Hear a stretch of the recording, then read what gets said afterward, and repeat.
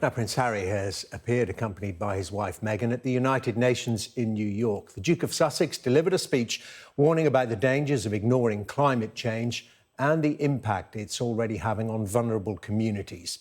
But the publication of a new book threatens to distract from the couple's message. Revenge, written by the investigative journalist Tom Bower, claims to be an insider account on the divisions between the Sussexes and the royal family. Now, this report from our royal correspondent, Rhiannon Mills, does contain some flash photography.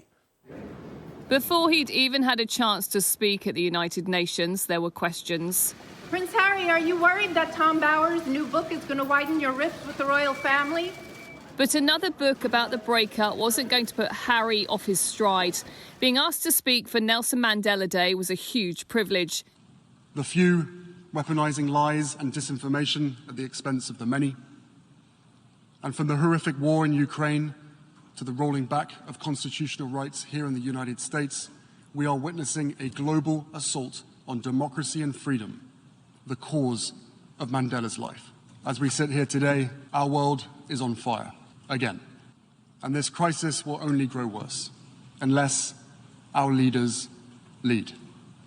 It has surprised some that he was even asked to speak on such a prestigious stage after everything that's happened with the royal family. But his links with the Mandelas run deep. In 2015, in Johannesburg, he met his widow, Graça Machel. A visit where he was also shown this photo of Princess Diana, a picture he told the UN he still has on his wall. Nduleka Mandela, his granddaughter, explained to me why the family feel that connection to Harry. These iconic families, the royal family, my family, is what I would consider as a tribe, so to speak.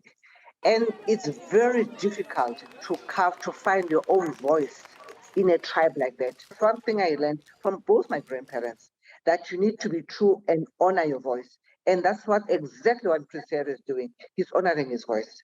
Is it time for a person of colour to be the next Prime Minister of Britain? He wouldn't have been asked questions like that when he was a working royal in the UK. But with a new book about the split out this week and Harry's own book still to come, the interest in their old life isn't dying down, no matter how much they are trying to move on. Rhiannon Mills, Sky News.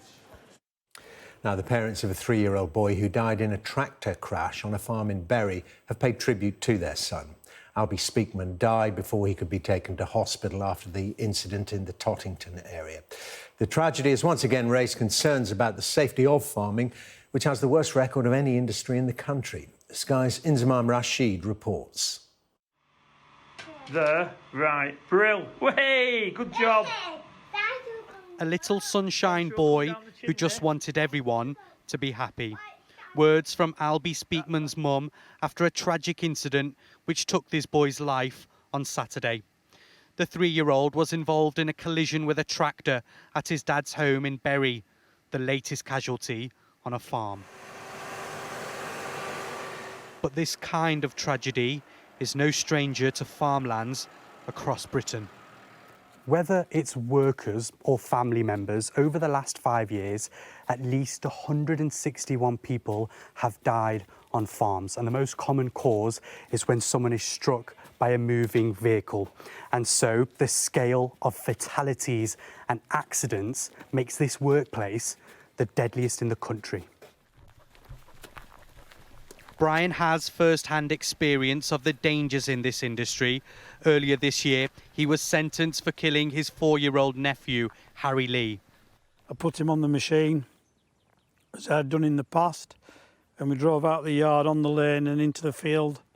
And then, I turned round and he'd gone and he was under the wheel, and that's what happened, really, so quick. How much do you miss not having him now on the farm with you? I miss him loads. Every day I miss him. It's so hard that I have to live with what happened to him. And I'll do anything to bring him back.